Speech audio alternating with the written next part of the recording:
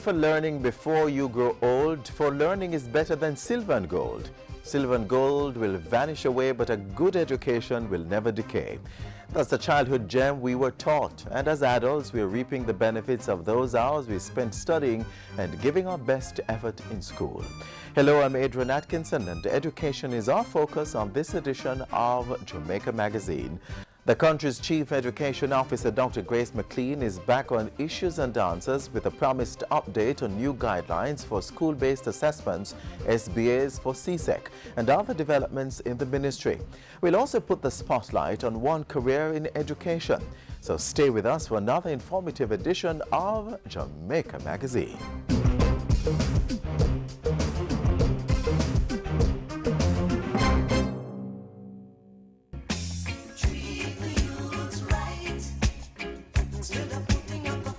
I'm Mario Mackenzie, Robin, captain of the Calabar High Track team. And me have a message for anybody who are planning to take the tablet them, but the government give the school as for use in class. You never hear so them break the tablet them.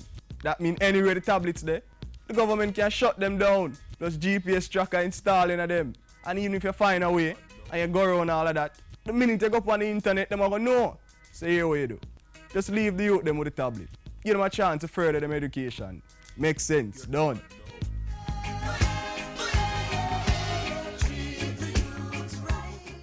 School-based assessments, more popularly known as SBAs, are a crucial element of most subjects offered by the Caribbean Examination Council, CXC. A strong SBA grade is a must if you hope to do well. So if you're preparing for CSEC, either as a student, teacher or parent, listen up. The Education Ministry has imposed new guidelines that govern SBAs. The Chief Education Officer, Dr. Grace McLean, now shares some details.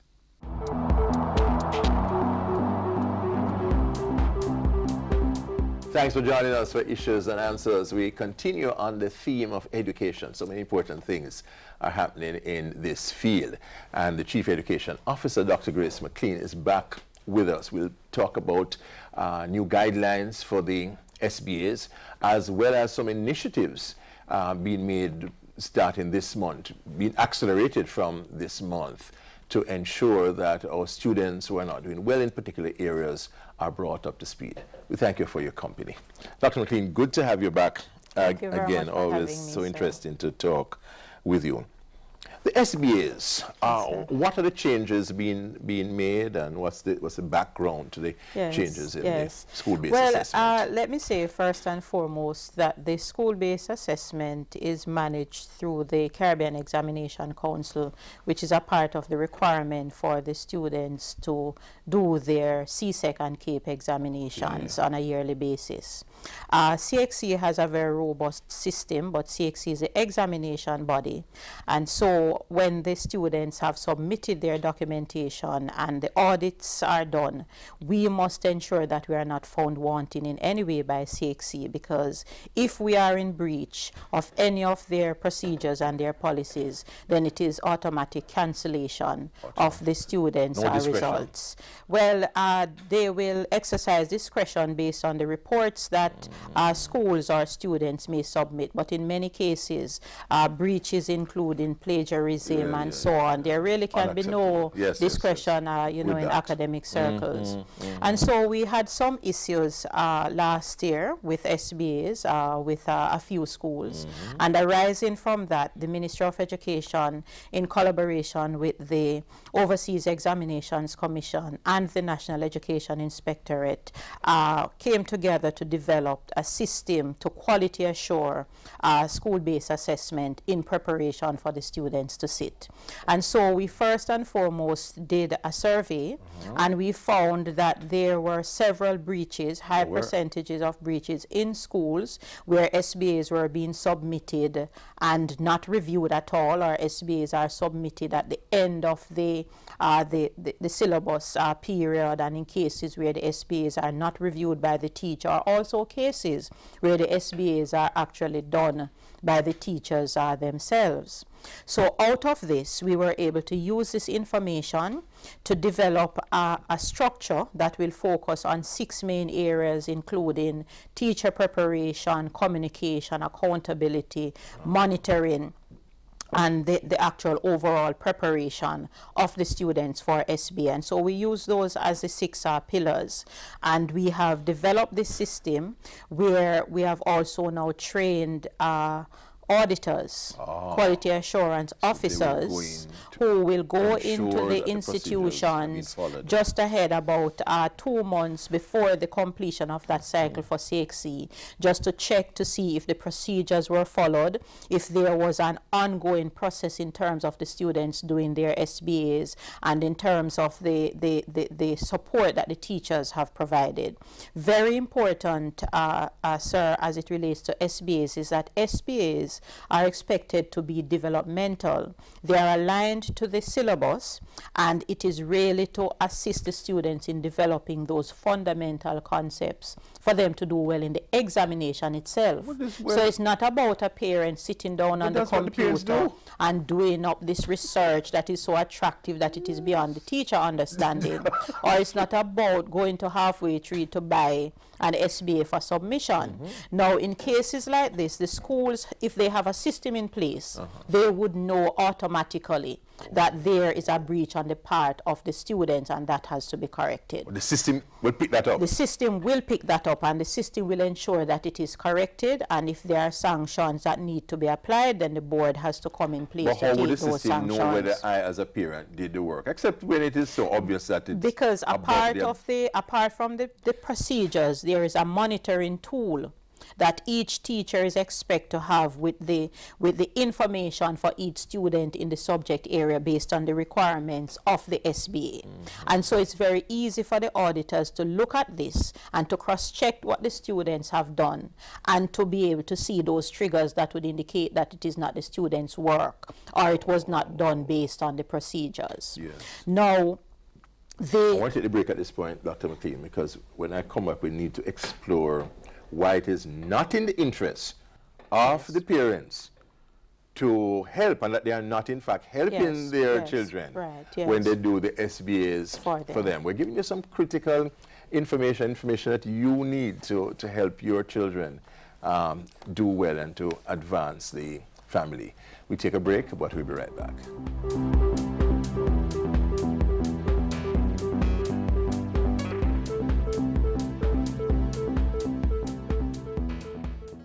I'm young, gifted, and violence-free.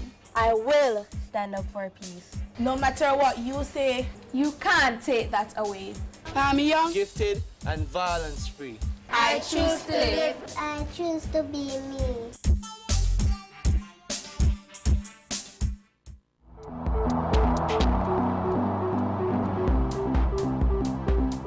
Thanks for staying with us. We have in our studios today the Chief Education Officer, Dr. Grace McLean. We've been talking about the school-based assessment, and she has been giving us some important information where that is concerned. And I raised the issue at the break, Dr. McLean, that students, parents, they're helping their children when they do the SBAs for them. Yes. And we are not saying that parents should not help. Give some assistance. But parents should provide guidance in terms of the completion, but not in terms of taking this this project or this research and doing the entire document and giving the student to submit. Now, how the process works, the SBA is very detailed. The teacher is expected to go through at the beginning of the period of grade 11, or sometimes it starts depending on the subject from grade 10. Because, for example, the sciences, they have to start their labs and they do them actual practicals and the writing up of their lab books and so on. And so after the teachers have gone through, they divide the work that the students are to do in segments based on the syllabus itself. And so there are different points within the syllabus that you will link to that particular aspect of the SBA that the student is going to be doing. And so it is really supposed to be this guided approach that takes them right through to meet the deadline for the submission of the SBA. And at the end, the student should feel that I have a good grasp of applying what concepts and principles I would have learned based on the particular subject, and this is the product that I have to show for it. So it's really very, very important. We have seen cases where this issue of plagiarism is a major issue. Especially Students have suffered, and you now have Turnitin and all different kinds of software that can be used to check what you do. Now, apart from that, the auditors are trained to be able to pick up even the hard copy documents when there is plagiarism. Now, when that happens and it goes to CXC, CXC has no choice but to cancel the results of the students. So in order to avoid that and to prevent our students from having to suffer the consequences, parents have to be aware that provide that kind of guided support to your children, but do not actually do the physical work for them. And don't just go on the internet and copy. That's what plagiarism means. Copy things from other download, people. Copy and paste. Yes, and paste up things. Yes, that is a major breach in preparation. And when we are preparing our students for life, these are things that when they go into the workplace, they will have to apply as well. And the teachers now must make sure that the guidance that they are providing for the students will be such that they will understand that this is developmental based on the curriculum. So it's really very important, Ian. We started a pilot. As a matter of fact, we presented this system that we have developed to the Caribbean Examination Council in meeting in December, and it was fully endorsed by the rest of the Caribbean, and they have asked to adopt it. So we are working through that now, and we started a pilot in December with 31 schools after we went through the training and so on. We are completing that report now with a view for the auditors to be out in March to do the full quality assurance sampling so that we can now have that report and submission to CXC. So we will see how things will go for this year, and we are really hoping that our schools will see and understand the importance of ensuring that while we are preparing the students to get grades 1s and 2s, we are also preparing them for life. So the ethical practices are very important in the preparation. We need to develop ethical citizens. Citizens, exactly. So we have to start from early. There's an initiative, not initiative, but a continuation of a thrust to work with schools which are having challenges in numeracy and literacy. And that has been heightened this month. Yes, literacy and numeracy, those are the two fundamental areas that the ministry has been using as those areas that are so important for our students' development. If they're literate and numerate, everything else will fall into place. We for this January that has started, we of course will continue with the adequate deployment of our 75 coaches in over 400 and I think 56 schools, and these are the lower performing schools. We have an initiative now where we are not only looking at the lower performing schools broadly, but we are looking at those large primary schools who, when we say they have a mastery level of, let's say, 80%, a significant number of the students are still at non-mastery. So if you have 100 students, or let's say 40 students who have not mastered, it may equivalent to one of our small schools. So we are targeting those schools as well with large population, which would have a larger number of students who are not at mastery. We are going into the schools. We are being supported by the University of the West Indies and USAID, along with our literacy specialists led by Dr. Hill and our numeracy specialists led by Dr. Benjamin. We are going into the schools with the teams.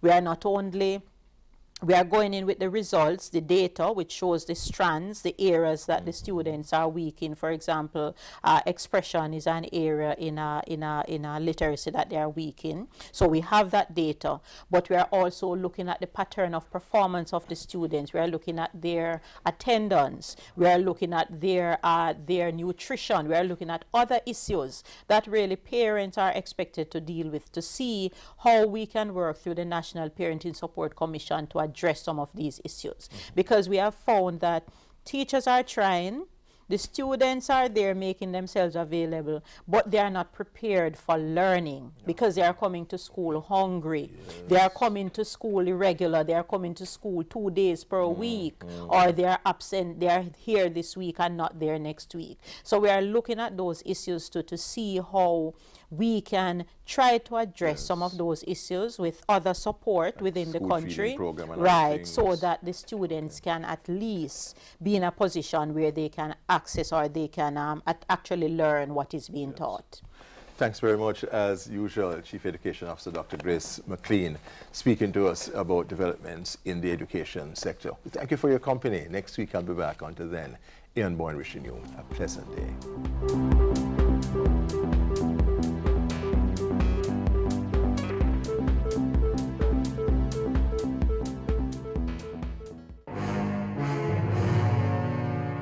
Chikungunya is a viral infection transmitted when an Aedes aegypti mosquito bites an infected person and then bites someone else. Symptoms include high fever, headache, joint pain, muscle pain, and rash.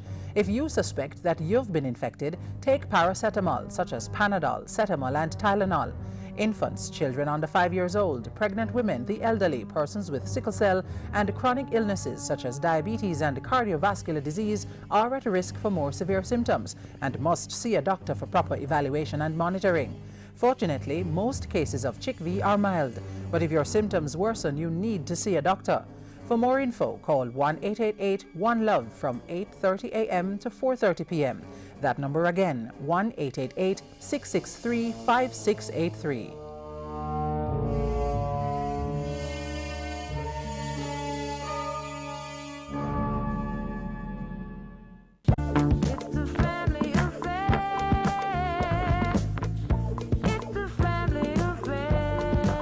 Sunday is a family day.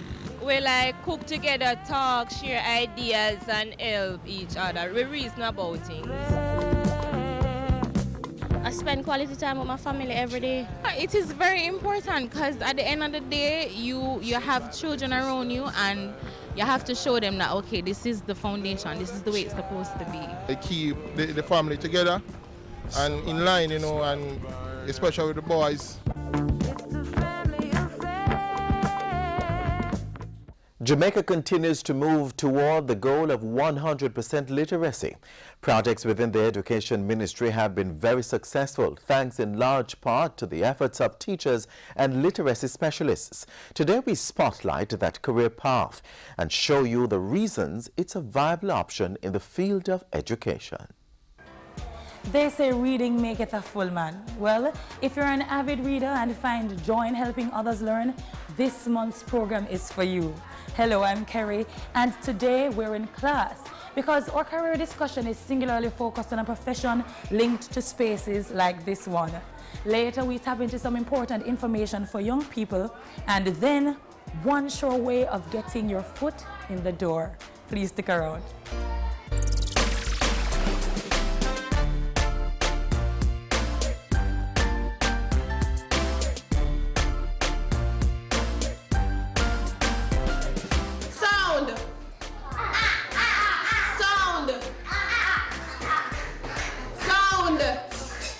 Let's try to put those together. Again. What's that word? Pops. Pops. Call that word. Pops. Call the word. Pops. This word says pops. All right. Michina Colson is a school-based literacy coordinator for the Ministry of Education. Oh, this is my passion. And that is usually the case for just about everyone who pursues this particular career path. You have to be committed. You have to be patient. To treat with reading problems is not easy, right? But you have to be committed to the task. A literacy specialist, sometimes called a reading specialist, is an educator who helps students develop their literacy skills. And we talk about literacy skills, we're talking about writing, oral language or speaking, listening, and critical thinking. You take a clinical approach to teaching. So there you treat with the difficulties, reading difficulties, writing difficulties, and all of that. we work on the words and then we go to the actual reading. So it's a step-by-step process. I also use the guided reading where I would read along with them. I would guide them into reading. We also have those students who are performing above, and so the job of the literacy specialist is to provide enrichment programs so you know how to treat with those students as well. We tie in with the regular classes through consultation as well as through observation of what the children are doing and so on. He, come on, he forgot. So remember that word from this board. Let's read again. He forgot. Say stop. Persons who take on this job are expected to have taken a number of post-secondary courses that focus specifically on literacy or reading education. A bachelor's or master's degree may be necessary.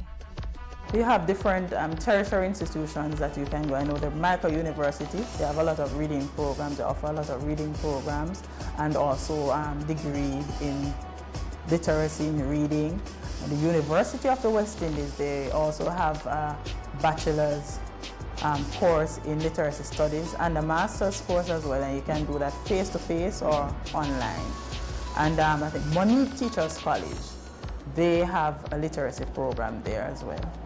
As long as the school or program you choose is accredited, your certification should also work in other countries. But you need to, however, learn the culture of the places that you go to, because with literacy, you have to really teach it according to culture. And locally or overseas, there is a solid demand for literacy specialists. Yes, there are. And the schools, especially the primary schools and even the high schools, they have a high demand for literacy specialists. Earning potential is also good, with local jobs attracting as much as 7-figure salaries and comparable numbers overseas. So it's very lucrative. So that I can give back really to my community, to my area, in whatever way I can. And this is my little way of doing that. First and foremost, I have a passion. I have a love for reading, a passion for literacy. I love to help people, I love to help students. And one of my major success is getting a child who don't even know letter sounds. And at the end of a year or at the end of even 6 months, that child can read even a paragraph, and that is satisfying for me. This word says what? Fox. This word says fox. That's 2 animals already we see in the story, right? Good job. Wow. Nick, I got it. Google. You got us a job at Google? Not a job. It's an interview for an internship that could lead to a job. Welcome to Google. This will not be your average internship. We're looking at some sort of mental Hunger Games against a bunch of genius kids for just like a handful of jobs. That's a Sharpie, by the way, genius. Funny, but it is a real-life practice. Companies do provide work experience for students or young professionals, sometimes with a stipend, but often unpaid. Here's why you might want to consider this route. You gain valuable work experience, which can boost your resume and therefore employability. You're exposed to the office and work culture, so the learning curve is less steep once you actually get a job. You get to test your love of a particular career without being committed to a job right now. You can network with influential people in your career field to help you find work later, and you're positioned to develop new skills. To find an apprenticeship position, try going through the phone book and calling companies in your field of interest and ask if they're accepting apprentices. You may also check in with your school's career counselor, friends, or relatives. Once you know where to apply, send in a resume and personalize the cover letter showing not just your skills, but also emphasizing what the company will gain from accepting you. There may be no salary to think of, but an apprenticeship position might just pay off huge dividends in the long run. Think about it. I'm Kerry. Till our next meeting, consider these words from former UN Secretary General Kofi Annan. Literacy is a bridge from misery to hope. It is a bulwark against poverty and a building block of development.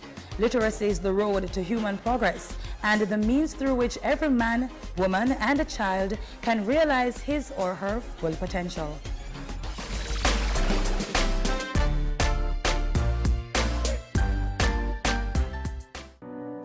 I had a plan for my life. I was going to be a doctor. I was going to be the first in my family to do great things. Then a friend of mine sold me into prostitution. You mash up my life. Stop human trafficking. It destroys lives. If you or anyone you know has been a victim of human trafficking, call 811 or 1-888-PROTECT. Be wise. Open your eyes. Spot them. Stop them. A message brought to you by the National Task Force Against Trafficking in Persons. On a crowded bus with exasperated, exhausted conductresses at the door, collecting fares from persons much the worse spirit of the approaching holiday. The bus stopped, and a gaudily dressed man mounted the steps, permeating the air with a very penetrating perfume. Fare paid, he attempted to be seated. Madame. He was addressing a small mountain in the shape of a woman. Madame. He repeated the salutation with pompous emphasis. Would you mind composing your worthy body in such a position as to permit a decent citizen to anticipate being properly seated?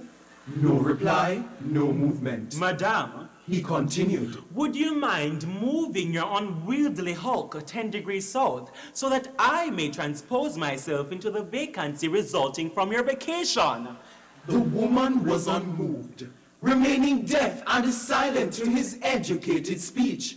There was a vacant seat, but owing to the expansive girth of the woman, it was difficult to locate. The linguist was confident that if the mountain moved 10 degrees, the position would be fully revealed. And he wanted that position very badly. Madame, it would be an inestimable pleasure if you would respond to my invitation to career your ungainly body gearbox south so as to accommodate and make way for yours truly. The mountain slowly looked up. I don't understand you. Was all she said. Do not understand me. He was shocked, annoyed, honestly aggrieved that his learned speech should be not understood. Madame, kindly perambulate down. This had no effect. Madame, execute down. Still no result. Madame. He was shouting now. Madame, exaggerate down. The woman refused to respond. Blue with rage, his knowledge of cultured speech having served no purpose, he turned upon the woman mercilessly. Well, see ya? Move down your oversized and sumptuous multiple of extemporous matter. He put it plainly. Woman, move down your big self. The mountain moved quietly down. We have just presented The Linguist by Geo Wallace.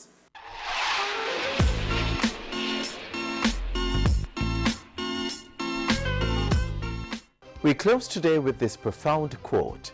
The price of ignorance is far greater than the cost of an education. Bear that in mind as you prepare for another productive week. If you need more information on what's happening in our education sector, go on our website, jis.gov.jm.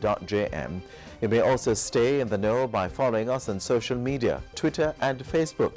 Check out our YouTube channel to watch all our programs at your own convenience. Join us again tomorrow on this same station.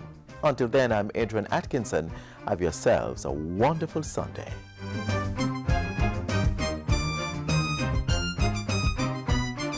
This has been a production of the Jamaica Information Service, the voice of Jamaica.